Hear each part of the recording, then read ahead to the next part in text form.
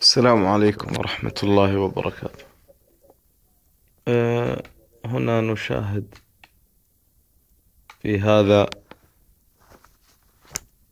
الكتاب من الطوام، وهو ينابيع المعاجز.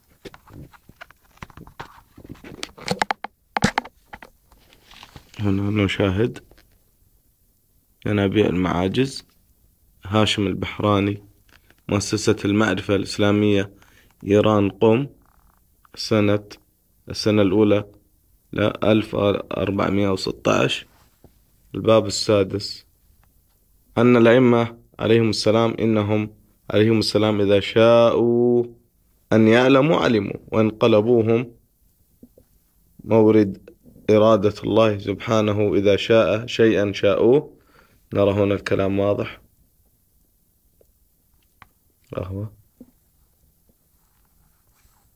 نرى أيضا هنا محمد بن يعقوب عن علي بن محمد وغيره، عن سهل بن زياد، عن أيوب بن نوح، عن صفوان بن يحيى، عن ابن المسكان، عن بدر بن الوليد، عن أبي الربيع الشامي، عن أبي عبد الله عليه السلام قال: إن الإمام إذا شاء، ركز أخي، ركز يا أختي، إذا شاء أن يعلم علم. وهنا محمد بن الحسن الصفار يقول كذلك عن محمد بن عبد الجبار عن صفوان إلى آخره. قال أبو عبد الله عليه السلام: الإمام إذا شاء أن يعلم علم. هذا الكلام الأول موجود في الكافي جزء 1 صفحة 258 حاء 1.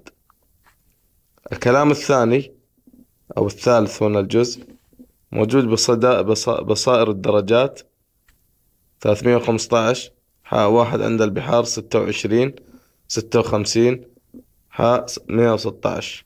هذا كلام خطير، أن الأئمة يعلمون الغيب متى شاءوا. إن شاء أن يعلم علم. وهذه صورة الكتاب، ينابيع المعاجز لهاشم البحراني. السلام عليكم ورحمة الله وبركاته.